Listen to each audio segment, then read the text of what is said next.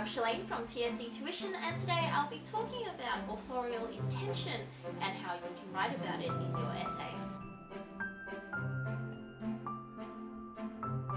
If you're writing essays at a Year 12 or a Year 11 level, you're probably expected to talk about authorial intentions. Or you might have heard your teacher talking about this thing called authorial intentions. So first of all, what is it?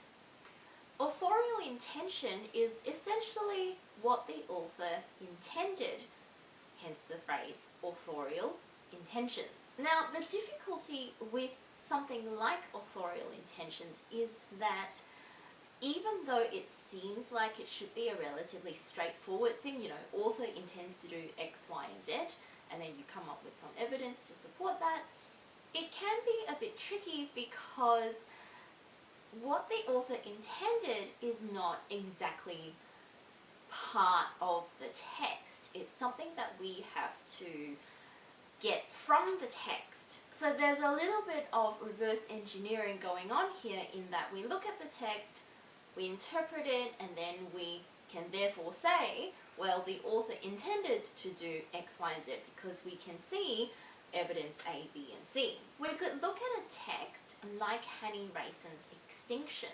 Now, in this play, which is on the VCE text list for 2020, the authorial intention is clear because we can see in the play that there are lots of questions to be asked about the viability of saving a species, what it costs to save a species, how does anyone choose when you have too many species to save. So we have all these questions, and it's really obvious that this is what the playwright intended to explore in the play.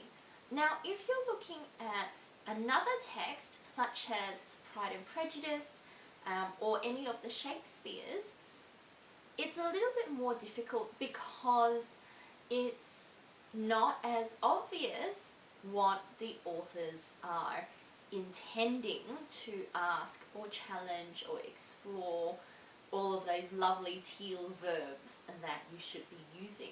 That being said, if that's what it is, how do you talk about it? Now, my personal preference is to not use phrases like the author intends to, because for me, and this is what I tell our students as well, for me, when we use really clear language and really intentional language like that, it doesn't give you a lot of wiggle room to work with. You might say something that your examiner or your teacher doesn't agree with 100%, and you get marks taken off for that. So for example, you could say something like, Austen intended to challenge the perceptions of women throughout her novel. So you could say a sentence like that. Now, if your teacher or your examiner doesn't agree with you 100% that this is what Austen intended, you would lose marks for it. So my suggestion, and what I teach students to write instead, is to phrase it a little bit differently. Still say the same thing, just phrase it a little bit differently so that they've got wiggle room to, you know, just in case your teacher or your examiner doesn't agree with you 100%. So instead of saying Austen intends to challenge perceptions of women, we could say instead Lizzie's intellect and wit, which is equal to that of Mr. Darcy's, challenges the reader's perception of women during that time. So all I've done is I've taken out Austen's name, and I'm saying the same thing, and I'm providing evidence as well to prove that what I'm saying about changing perceptions of women or challenging perceptions of women is true.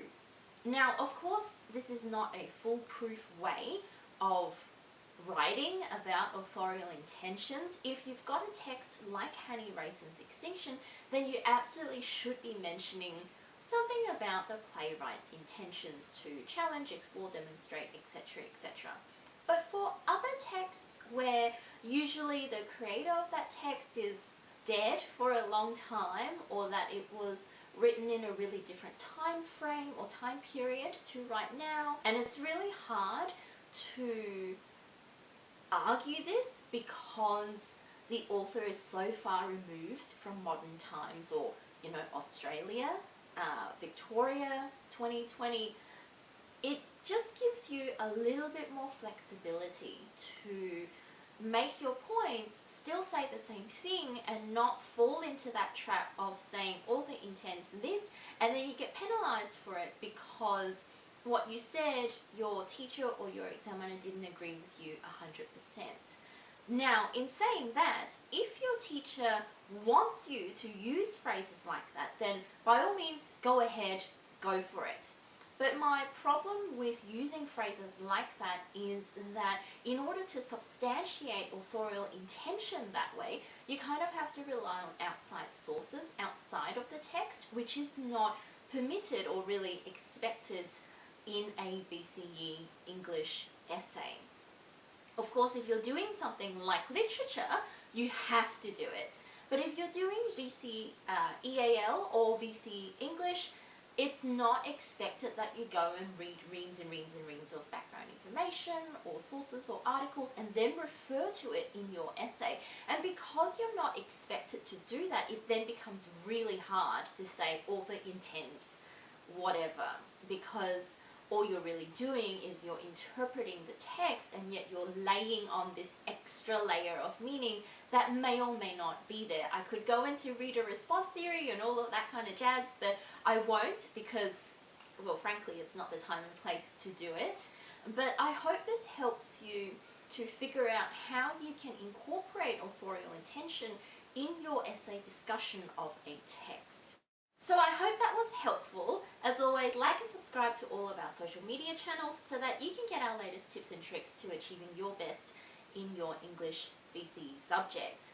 And as always, if you'd like to get some one-to-one tutoring, whether online or face-to-face, please contact us and we can send a tutor to you. Thanks for watching.